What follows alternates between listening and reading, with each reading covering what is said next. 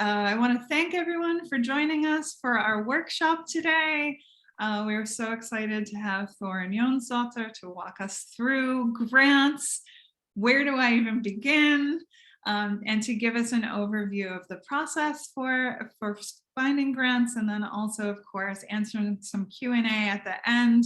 I've heard a rumor, actually I just heard it from Thorunn, that she's given us some homework to do, which I think is fantastic, especially since a lot of you folks I know are starting to think about your grant processes for your different projects. So with that said, I'm going to mute myself and I'm going to let Thorunn take over from here. So welcome, Thorunn, and thank you so much for running this workshop for us.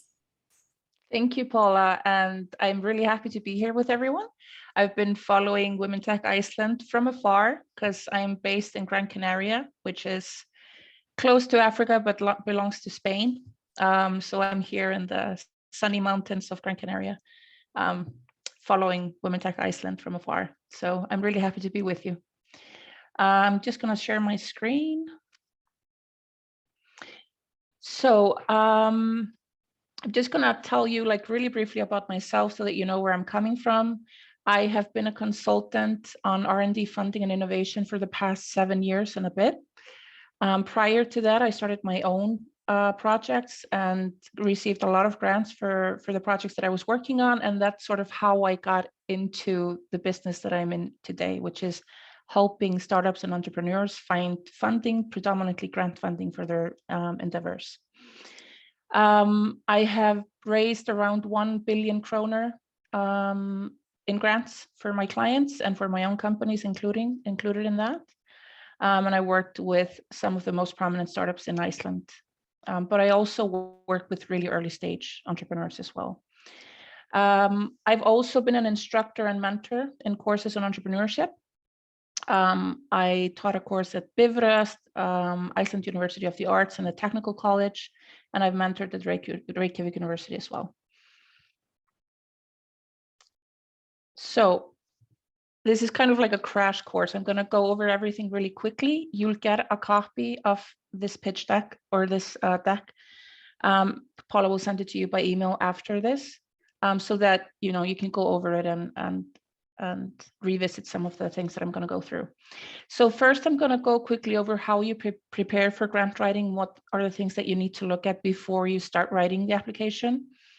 Match funding is something that I get a lot of questions about, so I decided to go over that, like how you can find match funds for the grant that you're applying for.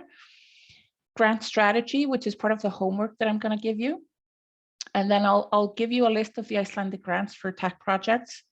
But at the end of this deck, there's also a link to a list of all of the grants that I know about in Iceland that are available for different types of projects, and you can download that for free. I will go briefly over what content you need to provide in applications in general, because it is a bit different depending on what type of project and what type of grant you're applying for.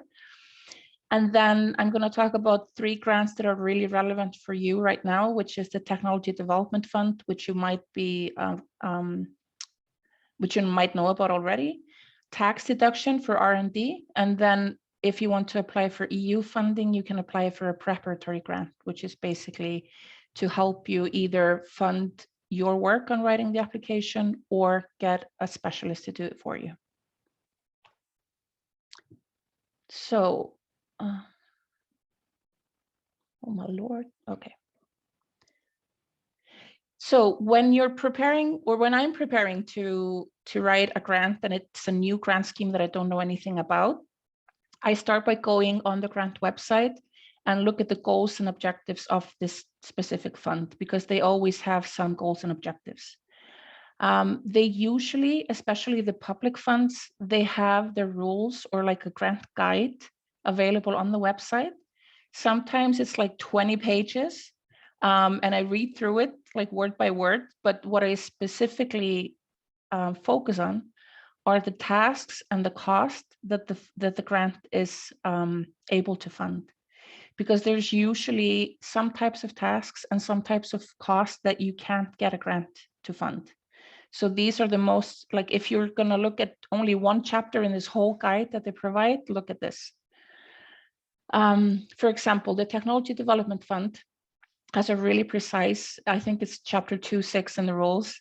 It's really precise what types of tasks they fund, depending on what type of grant within that scheme they're funding.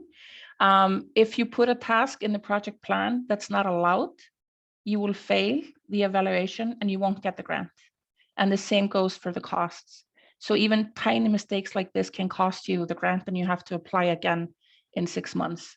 So this is the most important thing that you look at in the guide. But also in the guide, you can find information about the evaluation criteria. You can find information about like the reporting, if you get the grant, what type of reporting you have to do during the grant period, etc. So it's really good to even just browse through it, but if you have time, just read through the whole thing. I also look at the evaluation criteria. It depends on the fund how specific it is and if it's available at all. But like with the Technology Development Fund, which is the fund that you will probably all apply to, you can get a copy of the criteria that the committee uses, and then you can check your project against this evaluation criteria.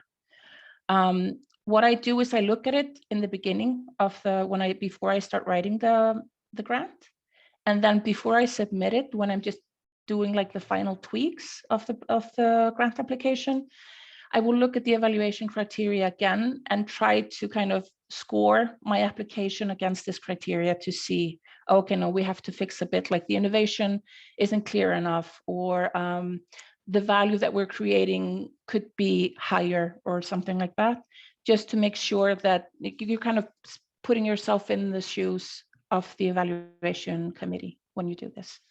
And it can really help you optimize the application to higher the possibility of receiving the grant, because these grants, there's a lot of competition for them. I also look at who's going to be evaluating the application. Most of the public grants at least have a list of the people that evaluate the applications. And then I look at where do they work, what's their background, what are their experiences, because I have to adjust the language and the voice and the tone and everything that I use, just like in marketing, to the audience, like who's reading the application. So it's really good to know if it's like a specialist in your area, maybe you can use a bit more complicated language than you would if it's someone that's like not in your industry. But you also maybe don't have to dive so deep into explaining concepts, because this person should already know what you're talking about. And then looking at past grantees, like who's received the grant before. Is it something similar to the project that I'm working on? Maybe not solving the same problem, but it's sort of in the same region. Because if it's not, then I might want to contact the fund and kind of get their feedback, tell them what my project is about, and get feedback on, does my project really fit within this grant? And then also just contact the fund if you have any further questions. If the rules are unclear, which they are sometimes, if you have some tasks that are not specifically stated in the allowed tasks, but they're not also not stated in the tasks that are not allowed, then sometimes I email the staff of this fund and ask them, like, we were thinking to do this, is it allowed or is it not allowed? Just to kind of get clear on everything so that you don't make any errors before submitting the application. And the teams that are working, for example, at the Technology Development Fund and Rannis, they are really open to answering questions. You can get meetings with them. You can go over your project. You can get feedback, sort of not feedback on the application or the project, but rather like, should I apply? We're thinking about applying for this specific project. Should we invest our time in it or not? And they are really honest about that. But also for the private funds, like with Íslandsbanki and Landsbanki, just get in touch if you have any questions, and I'm sure they will be happy to answer them.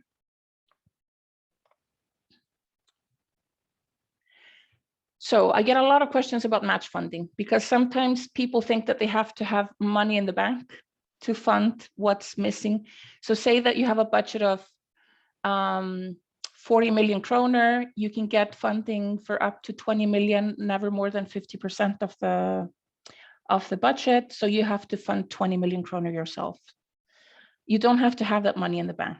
You can fund it with unpaid work contribution, which is usually the founders or maybe some key team members. You can sometimes fund it with other grants.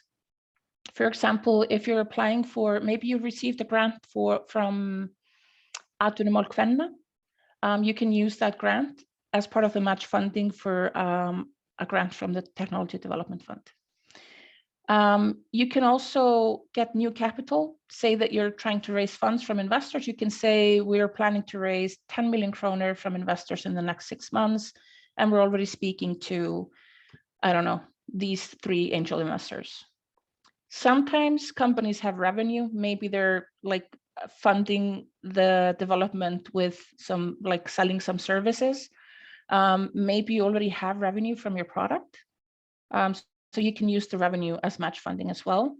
And then bank loans, but like banks traditionally don't give out loans to new companies, but this could be an option at a later stage in your endeavors. Maybe when you have some revenue, maybe banks often also give like bridge loans. So if you're waiting to get paid from a grant that you received, the bank might give you like a bridge loan to bridge the gap until you get the next payment from the fund.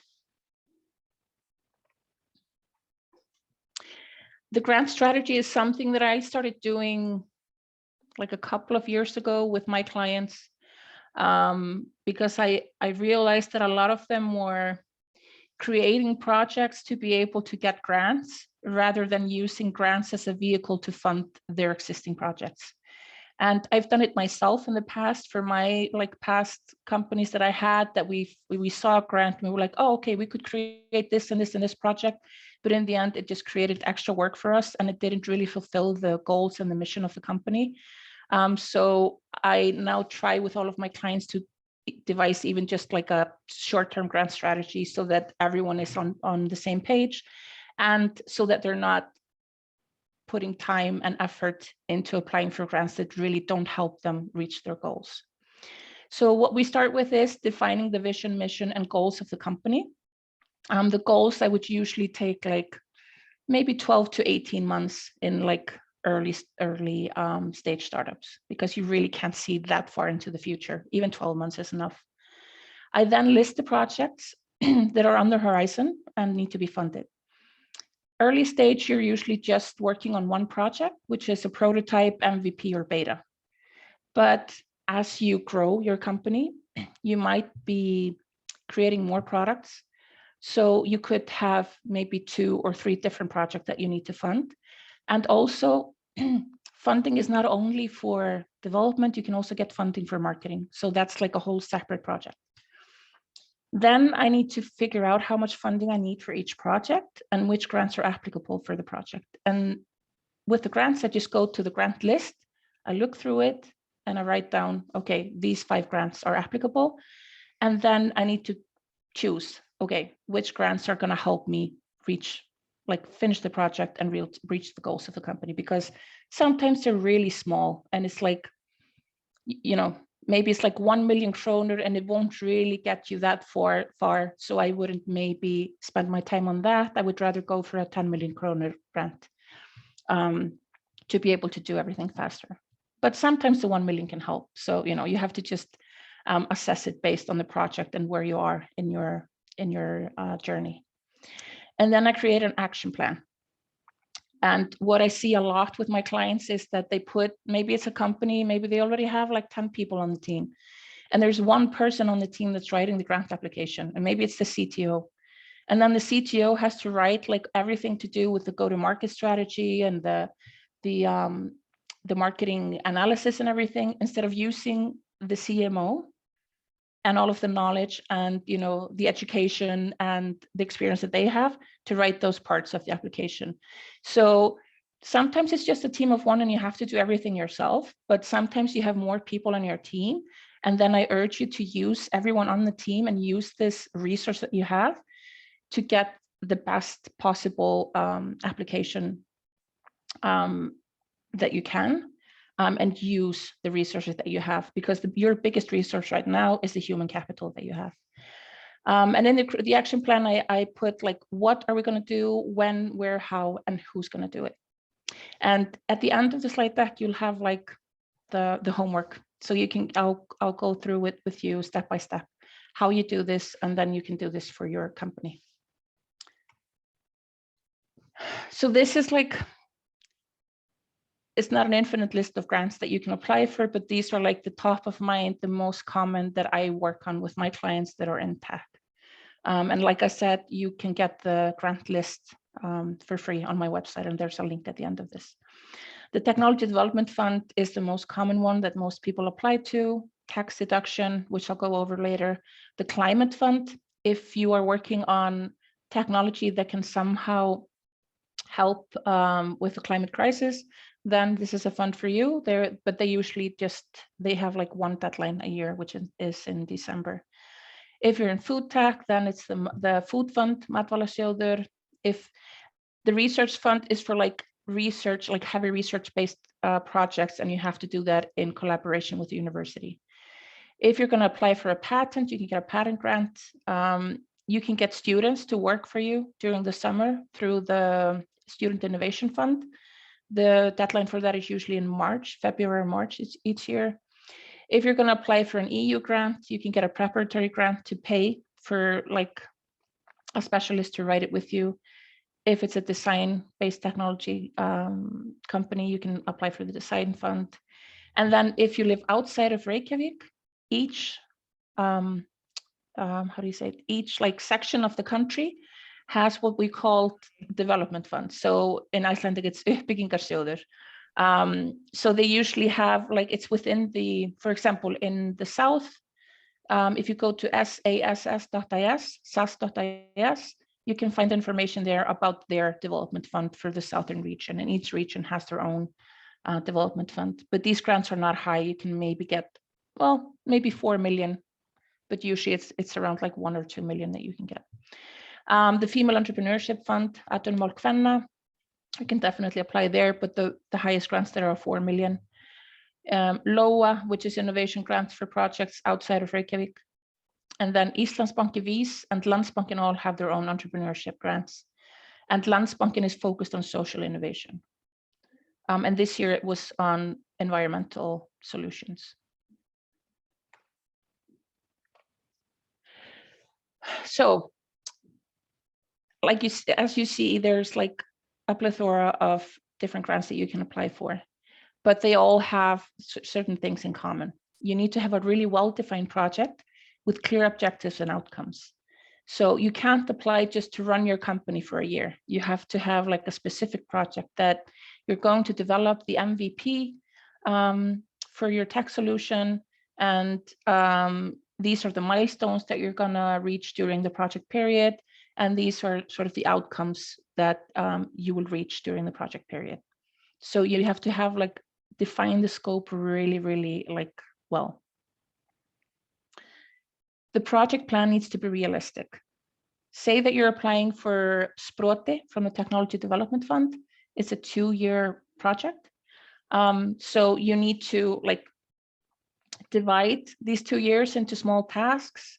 And it needs to be realistic based on how many people do you have on your team, what are their experiences, how much funding do you have, etc. But you also want to be, you want to have ambition. So you don't want to like spend 2 years on developing like the first draft of a prototype. Maybe an MVP is something that you would want to do in 2 years, or a beta. It depends on how big your team is and everything. So it has to be realistic. I just want to interject and indicate that MVP means minimal viable product. Oh, sorry. Yes. Thank you, Paula. And then the budget needs to reflect the project plan. So if it's a 2-year project, you have 2 people on your team, but you also need to buy some design work, some UI UX. Maybe a budget of 5 million is really low, but maybe also a budget of 50 million to develop an MVP is really high. So the budget needs to reflect the project plan. You need to not in every grant, but most of the grants, especially the Tech Development Fund, you need to analyze the state of the art, like what is the current state of the art and what are you adding to it? So what's like the state of the art technology in this sector today, and what's your contribution to the state of the art? This is to justify the technology innovation in your project. However, sometimes there isn't like, the innovation isn't in the technology. Maybe the innovation is in the method. Maybe it's that you're using, it's like a technology transfer. You're using a technology in a new way that hasn't been done before, but the technology already exists. Maybe it's in the market approach, but you still need to do this, and then, you know, kind of justify. If it's technology transfer, then you have to describe how that works with your product. Yeah, then the innovation needs to be clear. And like I said, sometimes it's with the market approach. It's not always like game-changing technology that people are creating. But the market approach can be really innovative. You need to do a market and competitive analysis. Don't say that there's no competition, because there's always some way that people are using to solve the problem that you're solving, even if it's just with pen and paper. So you need to do this competitive analysis. And this analysis will change. And I'm working on a tech startup myself. And we've updated the competitive analysis like 3 times in 6 months, and it's always evolving, and it's also helping us become clearer on who the target group is. So this is something that's ever evolving, but of course you have to submit it to the grant. And just keep in mind, like sometimes when we're doing this, you don't have to like go into databases of like research and stuff. I just Google things. I just Google like market size for payment processing or something. And then I find that, and then I just go into the rabbit hole until I find the information that I need. And I use that to assemble the market analysis, because you just have to use the tools that are available to you, and don't spend money on buying like reports from, you know, Deloitte or something. Just use the stuff that's free online at this point. And then you need to talk about the team. I see a lot of people just put the names and roles of people, but the committee doesn't know who you are. So you have to really sell your team. Like, what's your education? What's your experience? Which companies have you worked for? What type of projects have you worked for? Do you have experience and like domain expertise in this area? And really sell the team, because they need to believe in the team, and that the team can carry out this project plan and be on budget, and really, like, you know, deliver the outcomes that you're promising to deliver. I know it's really difficult in the beginning of a project to define some business goals and say that you're going to have like an X amount of revenue in year 3, but you have to do it for the grants, for the grant applications, and you can just do it based on the assumptions that you have today, like based on the data that you have today. And when companies are starting out, I sometimes direct them into looking at similar projects, similar companies that maybe started 5 years ago, and see how they grew. What types of revenue models are they using? How did they grow? Like, where did they start? Where were they after year 1? How many users did they have? Where are they today? What are they valued at? And then you can just kind of weave that into your story and say, like, we're going to use the same business model as Dropbox. And Dropbox in the first year were valued at $500,000 and they had 70,000 users, and now they have, I don't know, 5 million users, and they're valued at 7 billion or whatever. So just like, you have to tell a story, and you have to make assumptions based on what you know today. And then, like with the market and competitive analysis, this will evolve through time. It's just that you need to justify the assumptions that you put forward in the application, and just find data that helps you justify that, and just put it into context for the reader. Usually you have to have some type of go-to-market strategy. And in the Technology Development Fund application, I would usually call this like a mini marketing plan. So just have like the basic chapters of a marketing plan and write out how you're going to do it. And of course, this will change as you learn more and as you develop. And then how are you going to fund the project? And what happens if you don't get the grant? How are you going to fund the project? Do you have to slow down the development?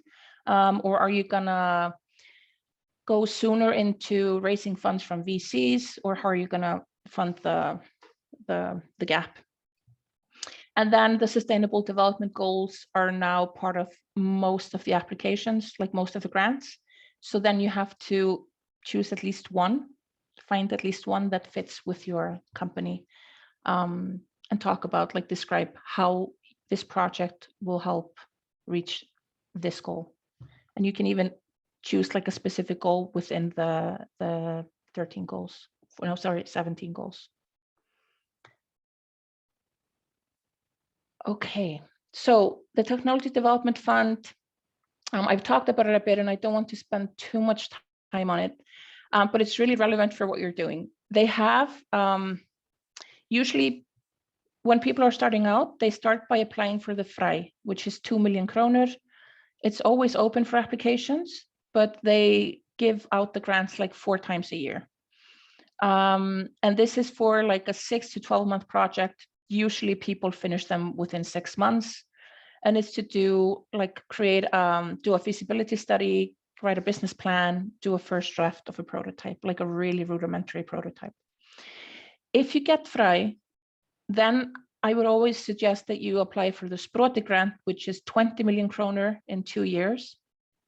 Because if you get FRI and write a really good Sproti application, it's really likely that you'll get it, because the fund really likes refunding projects. So when they finish one grant and they grow, they want to keep funding those projects. If you receive Sproti, then the next one is Vöxtur, which is 50 million kroner. But then you need to have like match funding. The budget needs to be like 110 million kroner. So you need to have some way of funding that gap. It can't be only work contribution. You need to have revenue, or you need to have investors with you. And then you can also apply for marketing grants. And now there's like market development or like market expansion. And you can have a marketing grant and Sproti, or marketing grant and Vöxtur at the same time. And a lot of companies apply for both, maybe a Vöxtur and a marketing grant, and then maybe receive one of them. Although last time one company received both, which is the first time that happened. So, you know, you can always try it out. But what they're looking at are scalable projects that have like scalable internationally. They're not looking to fund projects that are only going to be like products that are only going to be used in Iceland. They really like if you have collaborators like a university, another company, an institution, that will really give you extra points. And they're looking in innovation in technology, processes, or services. And it can also be like in the market approach. Okay, the tax deduction is, it's not a competitive grant. If you fulfill the requirements, you will receive this. It's for companies that have spent at least 1 million kroner in development this year. But if you have like a Sproti grant, I wouldn't bother applying for this, because the grant will lower the deduction. So in the end, you'll probably not get anything back, because you're not going to be spending enough for the grant not to affect the outcome. But as like, even if companies apply for a Sproti and don't get it, and they spent maybe, I don't know, 3 million kroner or something on R&D, maybe they got some investment, then you can apply for this and you can get 35% of the cost back. And obviously you're not going to be turning a profit, so you just get a payment from the government in November. So for this year, you would have to apply by October 1st. And then in next year, when you do the tax report, you would have to fill out the form, and then you get the payment in, I think it's November next year for this year. So it's a good like plan B if you don't get the grants from the Technology Development Fund, given that you have spent enough cash on the development. And then as you grow, a lot of people have, maybe if you get VC funding and you get Vöxtur, you're still spending enough so that the lowering of the deduction because of the grant will still leave you a sum that they will repay you. And then once you're like you have the prototype and some users, you can start looking into EU grants. There's a scheme called Horizon Europe. There's also Eurostars, and there are some other like schemes under the Horizon Europe's, the EIC Accelerator and more, where you can apply for like up to 2.5 million euros for development. But you need to have a team, you need to have some funding, you need to have some history. So this is something to look at further down the road. And if you go this route, you can apply for a grant to travel. Like if you get through, because you have to jump through quite a lot of hoops. Sometimes you have to go to Brussels to pitch the project to a committee, and then you can apply for a travel grant to go there. If you need to pay a specialist to help you with the application, you can apply for a grant to kind of subsidize that. And you apply for these grants after you've submitted the application. These 3 grants, they're all on the Ranni's application, and I have the links to them in the stack. So, and also like in the grant list, you'll find links to everything. Okay, this is just the homework. I'm not going to go over it because you can read it yourselves and go through it. I don't know why I have it like this. Okay. So this is the grant list. I'm sorry, it's in Icelandic, but at least you'll see the grants and you can click on the links. And not even all of the grant pages have their information available in. Sorry, in English. I'm just going to leave it like this. There's a link to it here. I also have a grant calendar, which you can download on and like import to your calendar. It costs €7 and I update it a few times a year. You can also get it as a Trello board if you use Trello, and a PDF. And there's a link to that here as well. So, open to questions. I hope I didn't speak too fast. So I'm just, oh, there you are. I was just trying to bring us back to your face. Yeah. You did it. So I don't see anyone using the hand gesture thing. So I think that unless it gets a little crazy, folks can just kind of take themselves off mute. And if they hear somebody else talking, just interject. And then if you feel like you're kind of being constantly talked over, just throw a note in the chat. Like, I really want to say something. Okay, go ahead. I want to say something. Yes, how this overview on grants relate to tech and art in the art field, because I am, and also if there are some grants for specific projects, not having to create a full company, because I'm trying to find grants for 2 art projects that are connected with therapy and healing. And I don't know if this is out of completely not the place to ask. Thank you. Yeah, so there are grants in the arts, in the art world. Most of the grants are like really project based. You don't have to form a company. For example, if you're in Reykjavik and you want to do something in Reykjavik, there's a grant called Borgarsjóður, the city fund, that you can apply to.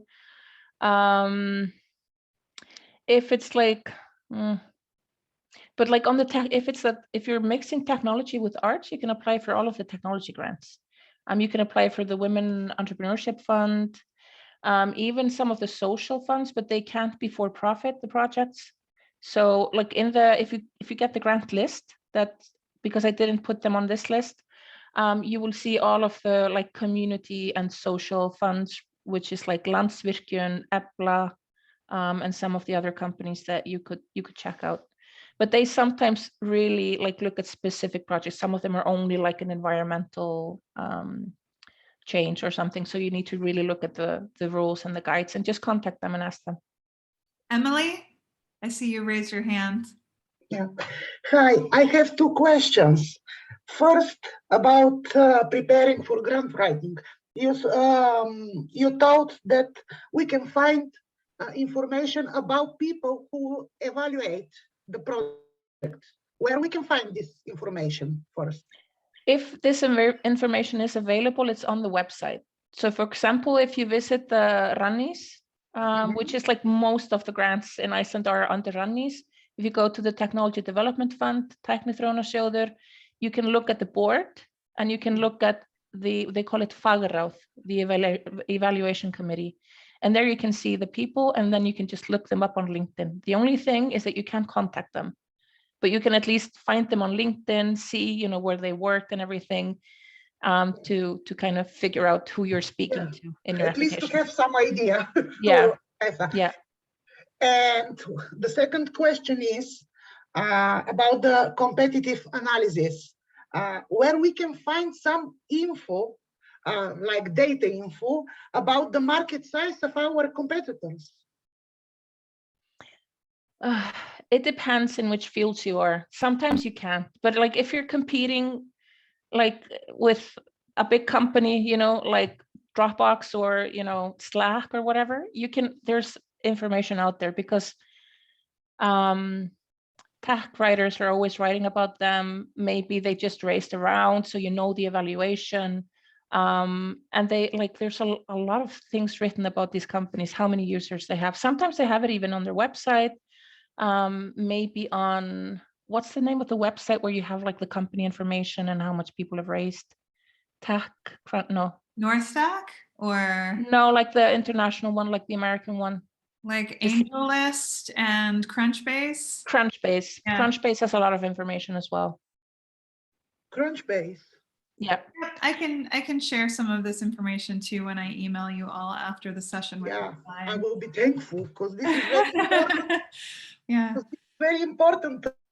Without some data, we cannot make our competitive analysis. Yeah, but like even if the companies aren't big, sometimes they put this on their website. Maybe they're like, we have 500 users, you know, or like they put in their news section if they raised money, or like if they made a new contract with a big company, you know, it's just, it takes a lot of time. So that's also one thing which I left out, but which is really important. Like, don't start the day before the deadline, you know, give yourself, that's why if you have a good grant strategy, you know, okay, in 6 months, I'm going to apply for this grant. So I'm going to start writing in 2 months. Yeah. And I'm going to give myself this much time to do the competitive analysis. And, you know, so. Yeah, breaking it into sections and putting each section on a calendar, like in your project management. Veronica, you had a question? Yes, good morning, good day.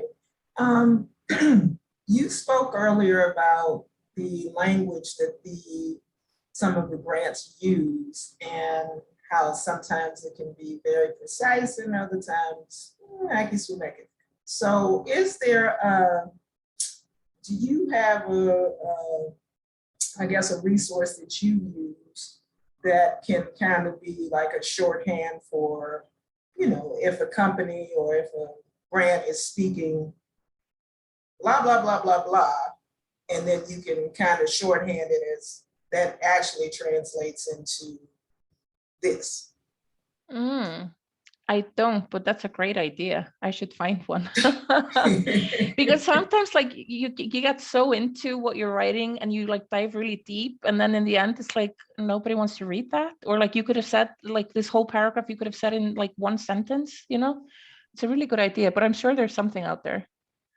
But I would just like try to keep it simple, like in general, regardless of who's reading the application, just try to keep it simple. And you don't have to talk about every single feature of your product. Just talk about like the high level benefits, you know, like how this is going to fulfill the needs and change the experience for the user. Don't go into too much depth in terms of the tech and the complexity of that. And also for, I'm not necessarily as technology based as some of the other people. So are there suggestions you have for more like a just product driven, not necessarily with a tech background, but maybe like a general product or, you know, food, like food truck, things of that sort. Are there any suggestions you might have in that realm? Thanks. If it's in the food sector, it's the Food Fund, Matvælasjóður. They just did their deadline like a few weeks ago, so you have to wait for a year for that if you're in that industry. If it's like location based and outside of the city, outside of like the capital area, then it's like the development funds you could check out. But it really depends on like what you're doing. Yeah, and I'll reiterate to you that we'll be sharing the deck that Thorunn has presented today, and there's a lot of things hyperlinked in that deck. So you'll be able to kind of peruse through and find these things. And then I also want to point out the worthwhile grant calendar itself. It's, what did you say, €7, right? And then you should download it and it creates calendar triggers. So that's also really helpful for you folks to utilize. But also in the grant list, which is free, I've divided into categories. So there's like general tech, if you're in food tech, or like food innovation, if you're in design, if you're in arts, and I think education. So there's like a list depending on which sector you're in. So that can get you really far as well, but it doesn't have any deadlines on it. Great. Other questions? You can just unmute. Yeah. I have a few, so I'll just ask the first one and see if anyone else wants to cut in before I ask the next. What will I do if I don't get this grant section is like my personal fear land, because I have no idea what to put in there. What do they want to hear? One time I put, well, I'm using my retirement money. I don't know. And then there's the, well, I'm looking for other grants. And I don't actually like, what are the do's and the don'ts? What do people want to see? I understand that some grants want to see you trying to raise money elsewhere to make sure that you're the enterprising person who's going to actually make the project go to completion. I have no idea what that actually should sound like. Mm-hmm. What they're really looking at, like you said, is that you're going to go through with a project with or without the grant. But you sometimes, you know, and this is the truth, sometimes you just have to slow down development if you don't get the funds, because you need to have like an extra job on the side, because you have to buy food and pay rent.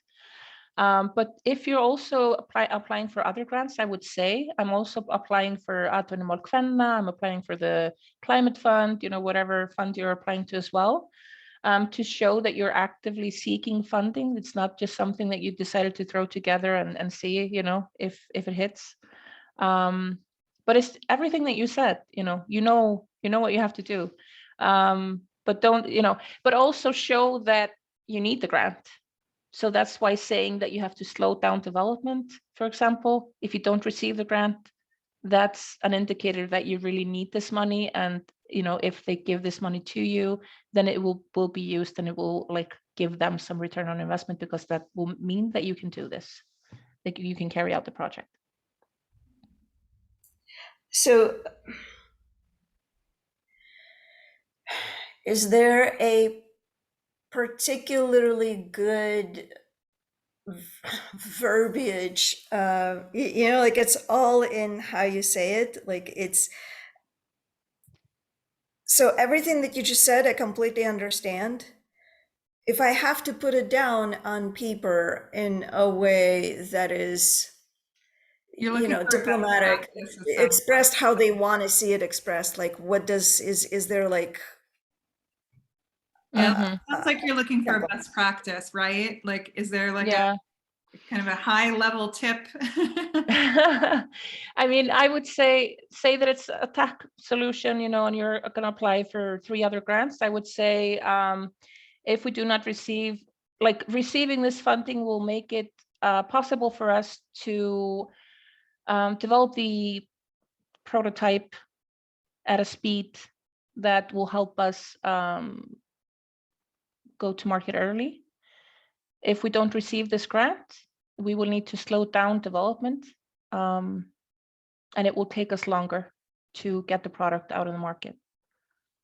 And then say, in addition to this grant, we are applying for the climate fund, we're applying for the female entrepreneurship fund, but we're still awaiting response.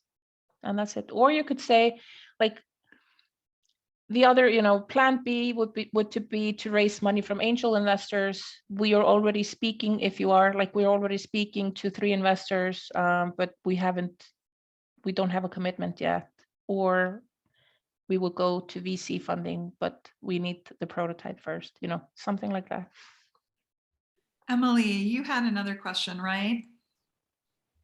I have another question. Okay, if we applied for Fry or Sproti and our application was rejected, can we apply again with the same project the next time when they open the? Yes.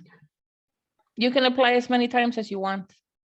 It don't have after 2 strikes you're out, or you have to wait for a year. You can apply, just apply again. But of course, we have to correct our project according to their evaluation. What is wrong with it? Yeah, and actually, most applications don't get granted in the first try, but it's really good to submit. Don't be a perfectionist. Write as good as an application as you can, but don't be a perfectionist and say, no, it's not ready. Just submit it and get the feedback. Yeah. Because it will help you when you update the application. I want to stay on that topic for a second. One of the things that Technothrow, the show there in particularly, does really well is they give you a feedback sheet.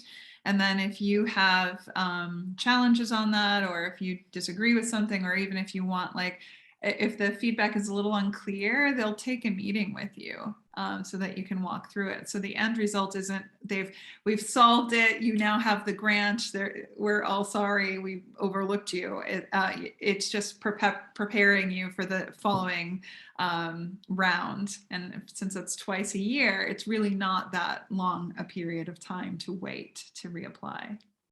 And also with Fry, it's 4 times a year, really. I mean, you can apply whenever, but they are giving out the grant now 4 times a year. So yeah, I see that there's one question in the chat because her mic doesn't work, asking if there are grants related to sport to open a new innovative sport place in Reykjavik. I would say Atvinnumál kvenna, the female entrepreneurship grant, maybe the city fund, Borgarsjóður. They usually have but it's it would be for the Borgarsjóður would be for a really well-scoped, not a permanent project. It would be for an event or something that's good for the city.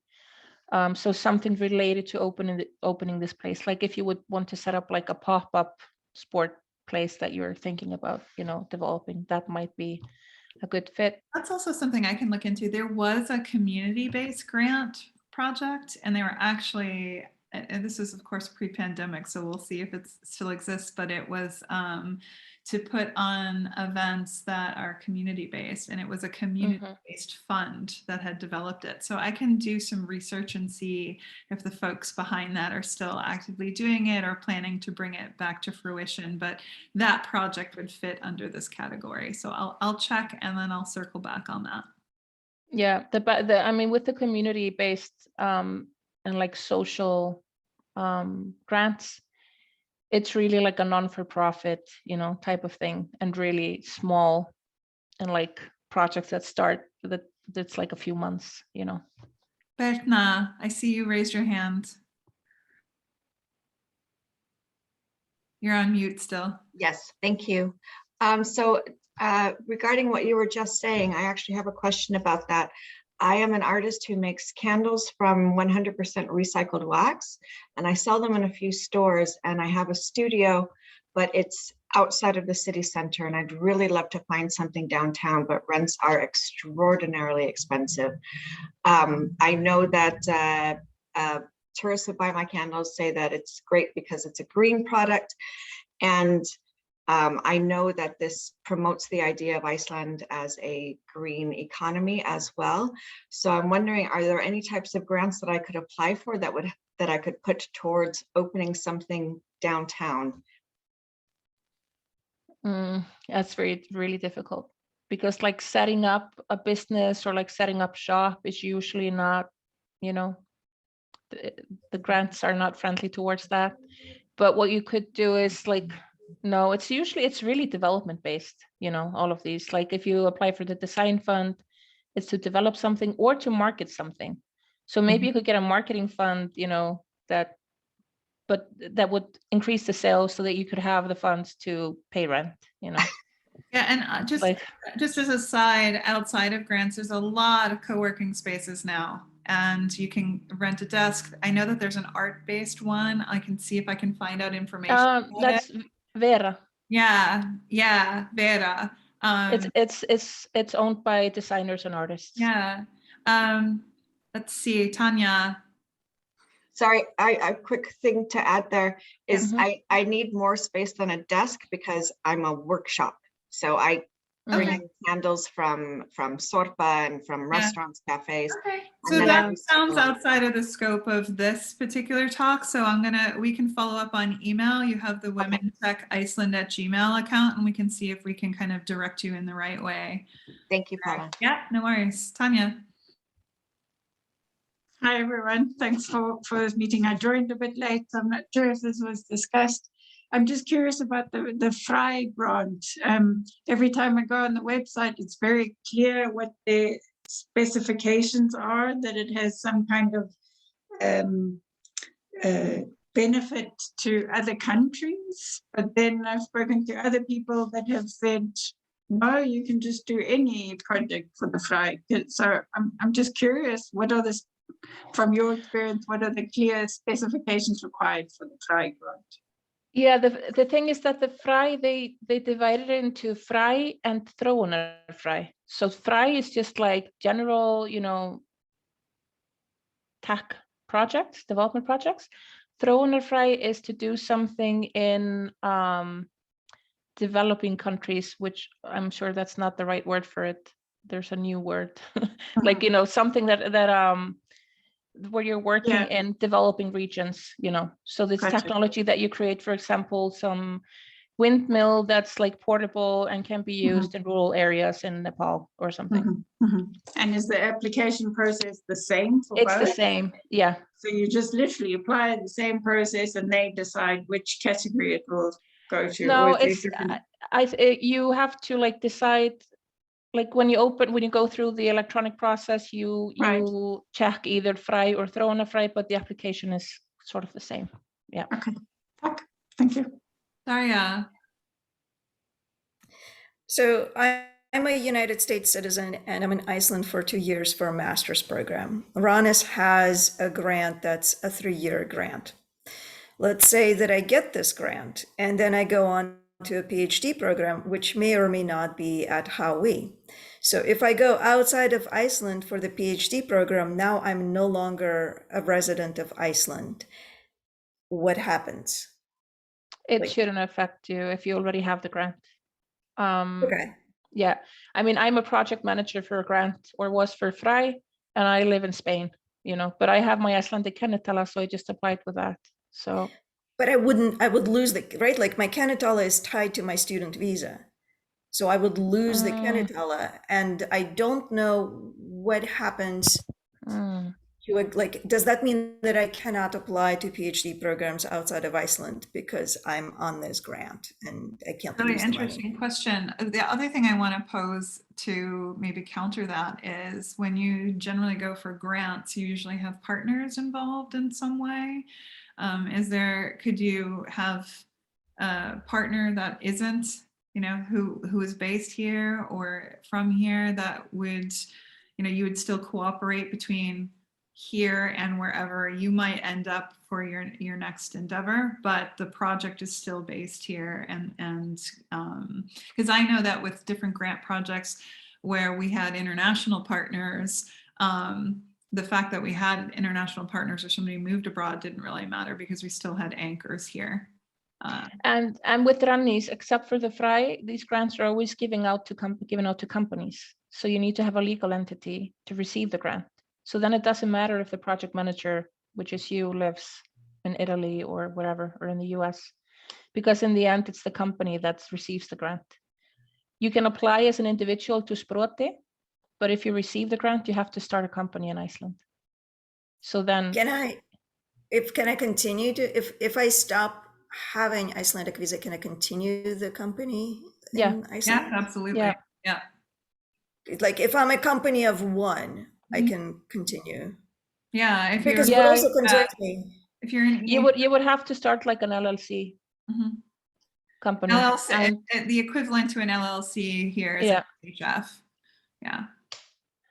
And then, you know, I would just talk to an accountant to make sure that you don't lose your kennitala when you leave the country. We have another workshop coming up on the 18th.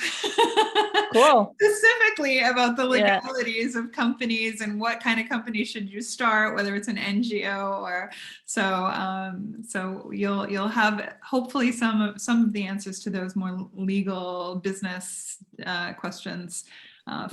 That work. I mean, it might be complicated, you know, because you have your Canada in Iceland and everything, but like I have a client in Poland who's never been to Iceland, and he started a company in Iceland and he's running it, but he has an accountant in Iceland that's doing a lot of things for him, you know, so you don't have to be residing in Iceland. Okay. This is awesome information. Thank you. I have 1,000 follow-up questions. I'm going to be reasonable, like I'm going to let everyone else ask questions because I'm aware of the clock and I don't want to monopolize, but I'll come back if there's time. Cool. Thanks, Daria. Does anyone else have any other questions? I don't see other hands up and I don't see anything else in the chat. So now's the time to unmute yourself and ask if need be. Yeah. Okay. Well, we're right at noon, so we're actually right on time. So what I'm going to go ahead and suggest is that we close the workshop, and then like I said, Thorunn has been so great to let us use the slide deck and the links that are in the slide deck, and I definitely recommend that you go down to her website, and I'll share the link to that as well, and download that calendar and also that list of the various grants.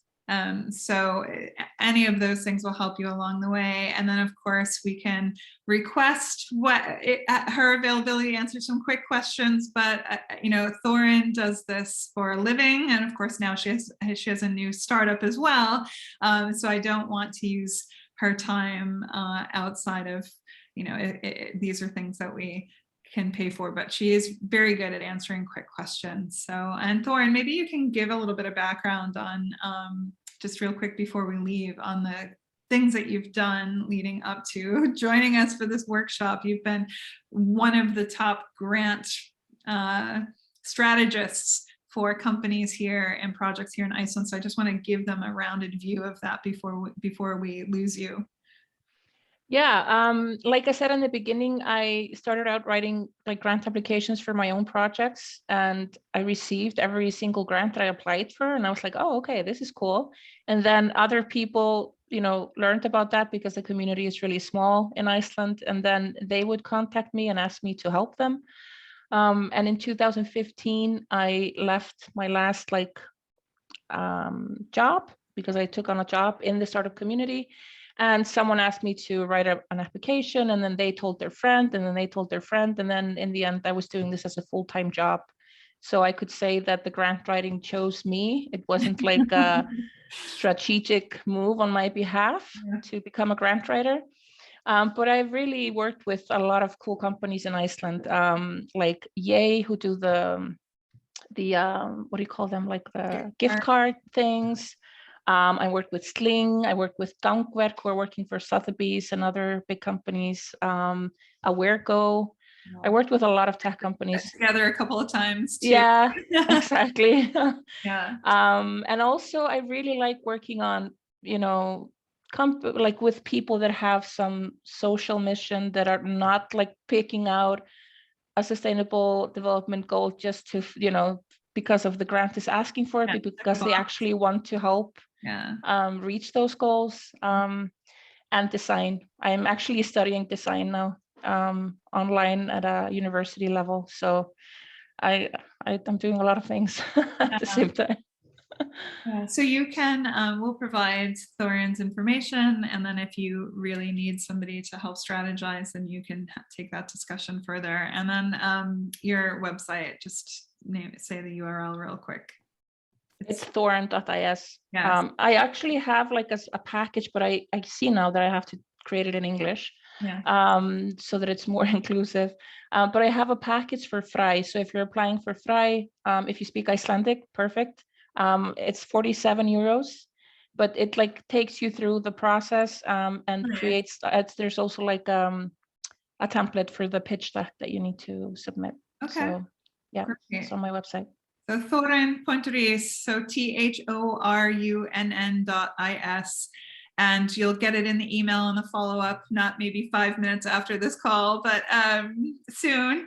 And thank you so much again for joining us and for helping to educate and bring new ideas and awareness about resources to the Women Tech Iceland community. So always appreciate your time. Thank you everyone for joining us. And we have recorded the session, so we will make it available soon. So thank you once again. I see everyone saying thank you in the chat, and we'll let you all go. So thanks once again, and we'll see you again at the next workshop. Thanks. Thanks. Bye. Bye.